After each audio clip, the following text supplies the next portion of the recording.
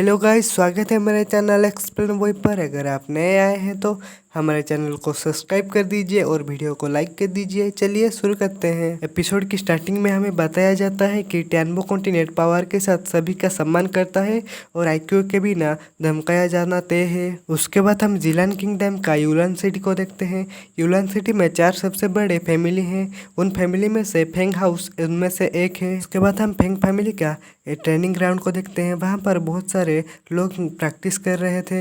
एक मास्टर बोलता है हवा की तरह मूवमेंट करो और सभी कंज्यूमिंग एक साथ चट्टान की तरह खड़े रहो।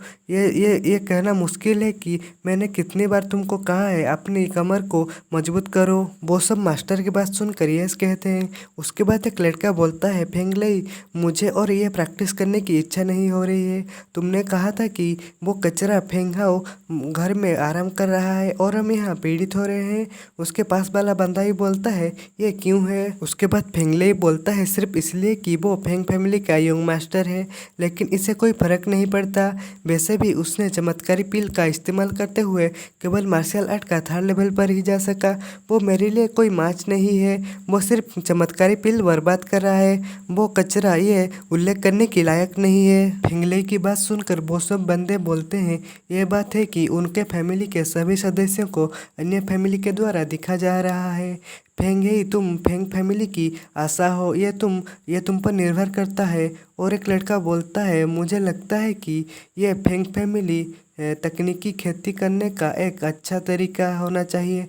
फेंगले हमारी पीढ़ी का प्रतिभा तुम ही हो। उनको बात करते देख वो मास्टर बोलता है बुदबुदा लड़के, मैंने कब कहा कि तुम रुक सकते हो, प्रैक्टिस करते रहो। उसके बाद हम फेंगहाओ को देखते हैं जो कि वो अपने बारे में बोलता है मैं फेंगहाओ हूँ। ये वो कचरा है कि जिसके बारे में वो सब बात कर रहे हैं। उनकी प्रतिभा औसत दर्जे की है। हालांकि उनको आइसोलेटेड किया गया है फेंग फैमिली के द्वारा और फेंग फैमिली के द्वारा उनको बेस्ट एलिक्सर और रिसोर्सेस मिलता है। उसके बाद हम देखते हैं फेंगहाओ का बॉडी कोर वो सब मेडिसिनल मटेरियल का एनर्जी को ऑब्जर्व कर रहा होता है। एक आदमी बोलता है पानी दर्जनों कीमती मेडिसिनल मटेरियल से बना है। ये टॉपनेस में सुधार कर सकता है और ये बॉडी ऑपरेट के इफेक्ट को एक्टिव कर सकता है। अब मेडिसिनल मटेरियल भी ड्रग्स में बदल गए हैं जैसा कि होना चाहिए। उसके बाद वो फेंगहाओ को बोलता है यंग मास्टर, क्या इस बार भी ऑब्जर्व नहीं हुआ है। फेंगहाओ बोलता है अभी भी वही है। बॉडी में एंटर करने के बाद ये पूरी तरह से गायब हो जाता है। मैं सिर्फ कचरा हूँ। पूरे फैमिली के रिसोर्स को मुझ पर खर्च नहीं करना चाहिए और फ्यूचर में मुझे ये मेडिसिन देना बंद करना चाहिए। और आप निश्चित हो सकते हैं मैं मानता हूँ कि मैं बेकार हूँ। इसका मतलब ये नहीं है कि मैं प्रैक्टिस करना छोड़ दूँ। मैं अपनी नाम फेंगहाओ की कसम खाता हूँ। मैं बहुत हार्ड वर्क प्रैक्टिस करूँगा और मैं अपनी अनुभवों को विफल नहीं करने दूंगा। सीन शिफ्ट होता है और हम फेंगहाओ को देखते हैं जो कि बाहर प्रैक्टिस कर रहा होता है। उसके बाद वो बोलता है क्या कचरा है, दूसरे इस बारे में कैसे देख सकते हैं। मुझे विश्वास है कि मैं नेचर को जीत सकता हूँ। अगर वो एक दिन में 50 सेट प्रैक्टिस करते हैं तो मैं एक दिन में 100 सेट प्रैक्टिस करूँगा और एक ना एक दिन में प्रयास करते हुए एक स्ट्रॉन्ग व्यक्ति बन जाऊँगा। उसके बाद फेंगहाओ को लगता है कि कोई इसके पीछे खड़ा है और वो बोलता है कौन है मेरे पीछे। और वो मन में बोलता है क्या ये इल्यूजन है, कोई मेरे पीछे खड़ा है। और वो जैसे ही पीछे मुड़कर देखता है वहाँ पर एक मास्क पहने हुए एक लड़की खड़ी होती है और वो मास्क पहने हुए लड़की को देखकर पूरी तरह से डर जाता है और वो जोरों से चिल्लाता है। वो लड़की फेंगहाओ को डरते हुए देख हंस रहा होता है और वो बोलता है ब्रदर हाउ, आपकी रिएक्शन बहुत धीमी है, मैं आपका पीछे ही खड़ा था। फेंगहाओ वो लड़की को देखकर बोलता है वांगजिंग तुम। और वो उड़ते हुए बोलता है मुझे उम्मीद नहीं थी कि तुम 1 साल में मेरे से भी ज़्यादा ताकतवर हो जाओगे, लेकिन मैं इन वर्षों में कुछ भी नहीं करा, बस खड़ा रहा। उसके बाद वो बोलता है मैं ठीक हूँ वांगजिंग, क्योंकि मैं इस रियलिटी को एक्सेप्ट कर सकता हूँ, समझ सकता हूँ, इसलिए मैं अधिक मेहनत करूँगा। वैसे इस टाइम पर तुमको क्या प्रैक्टिस नहीं करना चाहिए, तुम मुझे खोजने के लिए कैसे निकले। वांगजिंग बोलती है ऑफ कोर्स मेरे पास एक गुड न्यूज़ है तुमको बोलने को। यह सुनकर फेंगहाओ बोलता है गुड न्यूज़। वांगजिंग कहती है आज Fengyu martial art school master Pi Yang मुझे डिसिपल के रूप में एक्सेप्ट करेंगे। यह सुनकर फेंगाओ बोलता है, यह वास्तव में बहुत गुड न्यूज़ है। तुम्हारे टैलेंट के आधार पर तुमको वहाँ प्रैक्टिस करना चाहिए और पढ़ाई करना चाहिए। वांगजिंग बोलती है, सबसे इम्पोर्टेंट बात यह है कि उन्होंने ये भी वादा किया है कि वो आपको इंटरव्यू का मौका देंगे। शायद हम एक साथ फेंग्यू मार्शल आर्ट्स स्कूल में जा सकते हैं। फेंगाओ यह सुनकर चौंक जाता है और वो बोलता है, फेंग्यू मार्शल आर्ट्स स्कूल, तुम 4 फैमिली में से जो एक हो वहाँ पर एंटर कर सकता है। क्या मैं भी तुम्हारे साथ वहाँ पर जा सकता हूँ? उसके बाद फेंगाओ की ये बात सुनकर वो लड़की की मास्टर दूर से बोलती है, टीन्यू कॉन्टिनेंट में हमेशा ताकत के साथ बात की है और फेंग्यू स्कूल सिर्फ किसी के लिए एंटर करने के लिए नहीं है। वो वांगजिंग यह वॉइस सुनकर बोलता है, ये वॉइस तो मैंने कहीं सुना है। और वो डीइंग को दिखाया जाता है जो कि बोलता है, एंटर करने का एक ही तरीका है, टियानमो कॉन्टिनेंट में से सबसे ऐसे स्कूल में। यहाँ तक कि तुम अगर हमारे ट्रेनिंग में से लो पॉइंट से शुरू करते हो तो तुम स्ट्रॉन्ग व्यक्ति बन जाओगे। अगर मुझे पता होता कि इंटरव्यू फेंग फैमिली के एक कचरा के साथ हुआ है तो मैं इसको जरूरी नहीं मानता। तुम ये अधिक अप्रोप्रिएट करो कि तुम कंट्री में रह सकते हो। ये सुनकर वांगजिंग मास्टर को बोलता है, मास्टर ब्रदर हाउ के साथ ये टेम्पोररी के लिए हो रहा है, वो बहुत टैलेंटेड है, प्लीज़ उसे एक बार मौका दें। फेंगाओ वांगजिंग को पीछे से बोलता है, वांगजिंग बात करना बंद करो, मैं अपनी ताकत से मार्शल आर्ट स्कूल जाऊंगा।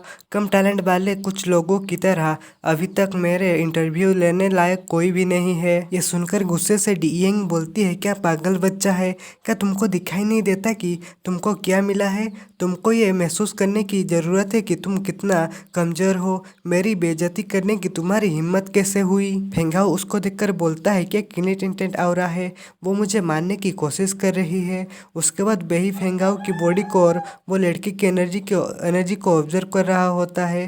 फेंगाओ बोलता है, मैं यहाँ से नहीं निकल सकता। धत तेरी की डीइंग बोलती है, इससे रोको तुम कचरे, अगर तुम बहुत अधिक ऑब्जर्व कर लोगे तो तुम मर जाओगे। उसके बाद फेंगाओ कहता है, क्या तुम मुझे समझने की कोशिश कर रहे हो? इस तापित बेटे का शरीर ना खत्म पीठ की तरह है। उसके बाद वो मन में बोलता है, ये जारी रहा तो मेरी जान का खतरा है। डीइंग उसको बोलती है, मुझे यहाँ से जाने दो कुत्ते के बच्चे। उसके बाद वो मन में सोचता है, ऐसा लग रहा है कि उसने अपना माइंड खो दिया है, यही सही टाइम है ब्रेक करने का। उसके बाद डीइंग उसकी एनर्जी से उसको पीछे धकेल देता है और वो फेंगाओ के मुंह से खून निकल रहा होता है। वो दूर जाकर गिरता है। वांजिंग उसको देखकर कहती है, ब्रदर आओ। उसके बाद वो डीइंग मन में सोचती है, अगर उसने अपना माइंड नहीं खोया होता तो शायद मैं मर चुका होता। उसके बाद वांगजिंग कहती है, मास्टर क्या आपने ब्रदर हाउ को मार डाला है? डीइंग बोलती है, वो नहीं मरा है। मैं तुमको चेतावनी देता हूँ कि अगर मेरा डिसिपल बनना है तो तुमको फ्यूचर में उस बच्चे के साथ कोई भी डीलिंग करने की अनुमति नहीं दी जाएगी। उसके बाद फेंगाओ अलग ही जगह पर चला जाता है और वो बोलता है, मेरा शरीर इतना भारी क्यों है और मैं कहाँ आ गया हूँ? मुझे ऐसा लग रहा है कि मेरे अंदर से कुछ निकल रहा है और मेरा बॉडी फटने वाला है। उसके बाद हम बेही कोर को देखते हैं, वो जो कि उसकी पेट से बाहर निकल रहा होता है और वो बाहर आ जाता है। फेंगाओ कहता है, नहीं मुझे ऐसा लग रहा है कि मेरा शरीर फटने वाला है, नहीं मैं इसको पकड़ नहीं सकता। उसके बाद वेहिकोर उसकी एनर्जी को फिर से खींच रहा होता है और वो वेहिकोर फेंगाओ से बॉडी के बाहर निकल आता है और वो एक औरत के फॉर्म में आ जाता है और वो बोलता है, बहुत वर्षों से मैं इंतजार कर रहा था, एंड में किसी ने मुझे जाने दिया। और वो फेंगाओ को आज की क्वाई के लिए धन्यवाद कहता है। उसके बाद फेंगाओ कहता है, तुम कौन हो और तुम मेरे शरीर के अंदर क्यों हो और तुम मेरे शरीर से क्वाई तब से खा रहे हो जब से मैं बच्चा था। वो औरत कहती है, मुझे खिलाकर तुम्हारा मतलब क्या है? तुमको आभारी होना चाहिए कि तुम मेरा सेवा कर सकते हो, क्योंकि मैं अकेला हूँ जो तुमको ओट्स के खिलाफ अपने जीवन बनाने का मौका दे सकता हूँ। वो औरत की बात सुनकर फेंगाओ कहता है, इतना सालों से मुझे डांटा गया है, क्या मुझे वो मौका मिलेगा जो कि मैं साबित कर सकता हूँ मैं बेकार नहीं हूँ? फेंगाओ अपने मन में कहता है, ये पूरे जीवन मेरे शरीर में रहा है हेवन के खिलाफ लाइफ चेंज करना। इस वर्षों में मैंने कोई भी प्रोग्रेस नहीं किया है, मुझे डर है कि ये मेरे क्यूआई को खींच रहा है। उसके बाद फेंगाओ चिल्लाकर उसको कहता है, तुम मेरे शरीर से बाहर निकलो, मैं तुम्हारे वजह से बेकार बन गया और लोगों ने मुझे अपमान किया, मेरे शरीर से अभी कभी बाहर निकलो। उसके बाद उसका नींद खुल जाता है और वो देखता है कि वो अपने रूम में होता है और वो बोलता है क्या मैं एक सपना देख रहा था और मैं या क्या ये मेरा कमरा है। उसके बाद फेंगाओ की मोम वहाँ आ जाती है और वो बोलती है बेटे क्या तुम उठ गए, फ्यूचर में बहुत कठिन प्रैक्टिस मत करो, तुम इसके कारण तुम बेहोश हो गए थे। फेंगाओ यह सुनकर मन में कहता है बेहोश हो गया था, पिछली रात डियांग ने मुझे नीचे गिरा दिया था। उसके बाद वो बोलता है मदर मैं ठीक हूँ, मुझे पिछली रात मुझे किसने घर में वापस लाया।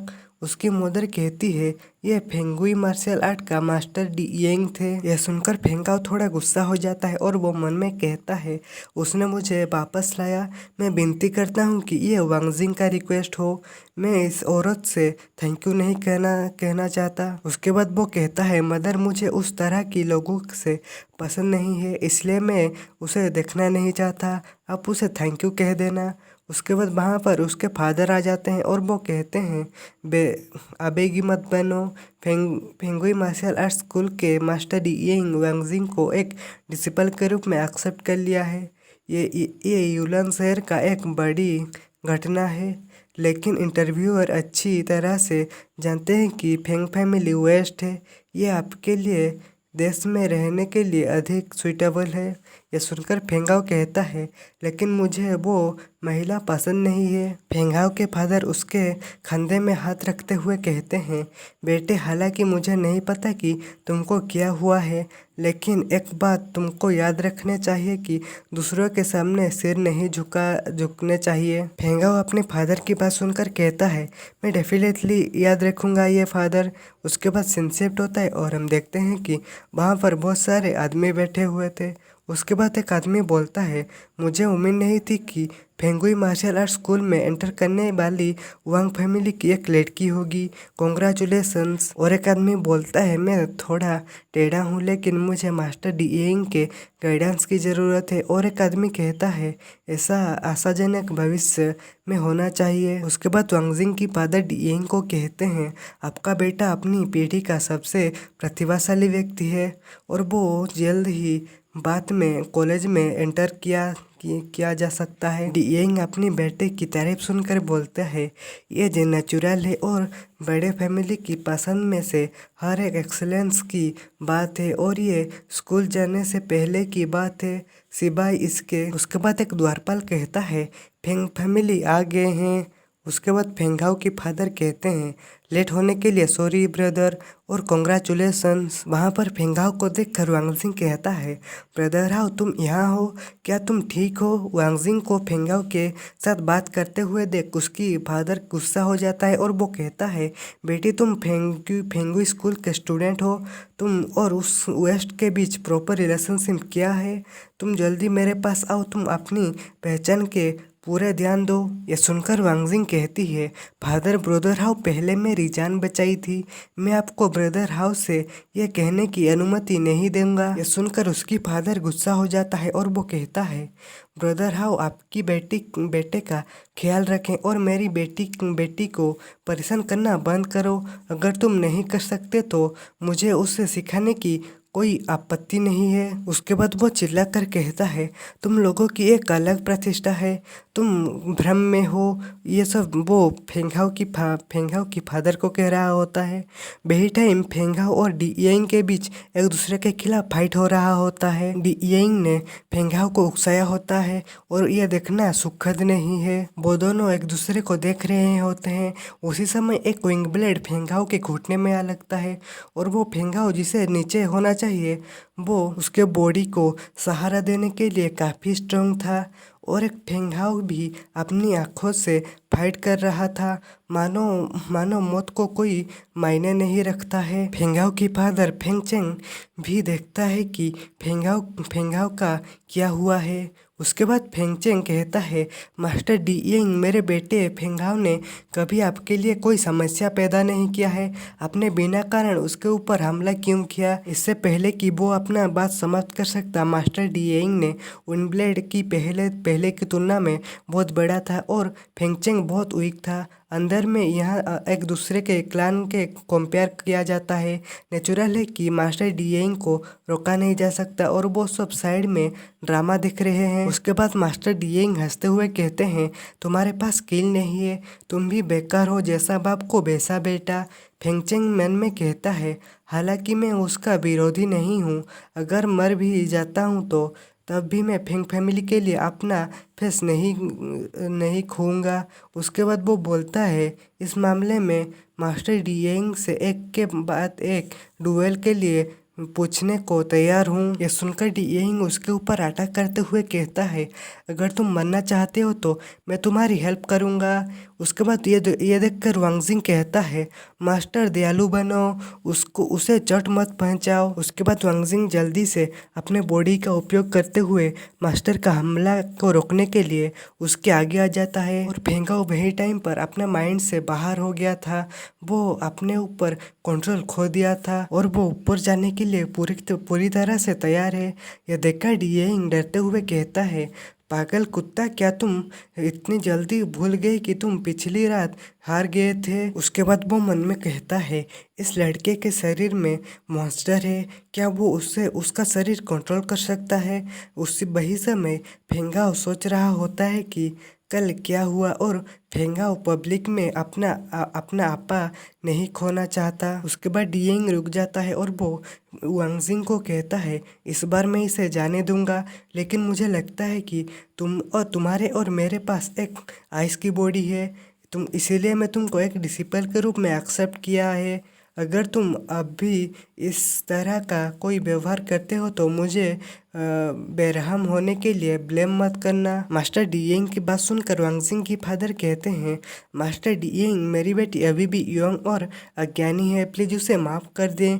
डीएइंग की बात सुनकर वहाँ बैठे लोग कहते हैं कि ये पता चला कि वांगजिंग के पास एक आइस बॉडी है। ये कोई आश्चर्य करने की बात नहीं है कि विशेष बॉडी वाले लोग फ्यूचर में सबसे स्ट्रॉन्गेस्ट हैं। मुझे डर है कि इस लड़की का फ्यूचर लिमिटलेस है। और एक आदमी कहता है, क्या वो फेंग फैमिली की बच्चा है, वो अधिक बेकार है। और एक आदमी ये सुनकर कहता है, ये ह्यूमन नेचर है, टोर्स हंक्स का मांस कहने चाहता है और जो समझ में आता है। उन लोगों की बात सुनकर फेंगाओ कहता है, मैं जानता हूँ कि मैं तुम्हारा ओपोनेंट नहीं हूँ, लेकिन आज का अपमान ठीक 3 साल बाद मैं डेफिनेटली तुमको 2 बार रिपे करूँगा। उसके बाद मास्टर डीएइंग कहती है, मुझे एक ग्रेट मार्शल आर्ट मास्टर बनने के लिए मुझे 6 ईयर लगे, लेकिन तुम जो मार्शल आर्ट के स्टेज पर हो और तुम लंबी चढ़ाई करना चाहते हो, मुझे 3 साल में चुनौती देना चाहते हो, यह पागलपना है। अगर तुम मुझे तब तक ले जा सकते हो तो भले ही तुम जीत जाओगे। उसके बाद फेंगाओ कहता है कि पागल कुतिया, तुम्हारे फायदा उठाने की मुझे कोई ज़रूरत नहीं है। अगर तुम्हें मुझ पर हमला नहीं किया होता तो मैं तुम्हें वहीं पर ही मार देता। तो गाइस, आज के एपिसोड में बस इतना ही। वीडियो अच्छा लगा हो तो वीडियो को लाइक करो और चैनल को सब्सक्राइब कर दो। मिलते हैं अगले वीडियो में, बाय बाय।